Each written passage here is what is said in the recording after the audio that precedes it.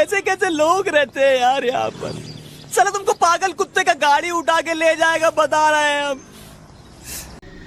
এটা হলো আমার পর্বটো যে আয়নাঘরের যে দৃশ্যটা এখন আমি আপনাদেরকে দেখাবো খুবই ভয়ঙ্কর বুঝছেন। আমি যদি আমার ক্যামেরাটা চালু করি ব্যাক ক্যামেরা তখন আমি দেখাবো আয়নাঘরের যে দৃশ্যটা এটা খুবই ভয়ঙ্কর। ওকে চলেন এখন আমি দেখাই দিচ্ছি আপনাদেরকে। হ্যাঁ এই যে দেখেন আয়নাঘরের ছোট একটা ডোর। হ্যাঁ এটা হলো একটা রুম আর এই যে আরেকটা রুম ছোট একটা ডোর। তো এই ডোর দিয়ে যদি আমি ভিতরে যাই বা এই ডোর অনেক ছোট যাইতে অনেক কষ্ট হয়।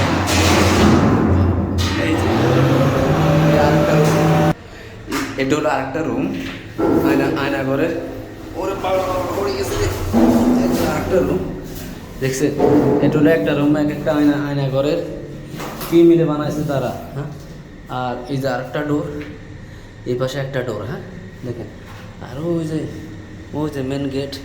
হ্যাঁ গ্রিল দিয়ে রাখছে আয়নাঘর থেকে আমি যে না বাড়িতে পারি। হ্যাঁ দেখছেন নি কি ভয়ঙ্কর, কোনো ইলেকট্রিসিটি নেই, কোনো কিছু নেই, কোনো লাইট নাই, এখানে থাকতে হয় আমাকে এই আয়নাঘরের ভিতরে।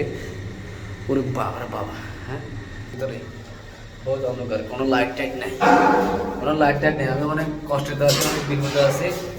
হাইরি আয়নাঘরের ভিতরে দেখেন রুমের শেষ নাই, এখানে রুম ওখানে ছোট একটা ডোরটি পাবে তো। ওরে বাবা হাইরি কেমনে যে এটা জীবন গ্রহণ করতেছে আয়নাঘরের ভিতরে। বহুত কষ্টে আছি ভাই, বহুত কষ্টে আছি। আমি আয়নাঘরের ভিতরে থাকি আমি বর্তমানে। बाबू भैया तुम ठीक हो? मार साले का खोपड़ी तोड़ साले का मेरा तोड़ अरे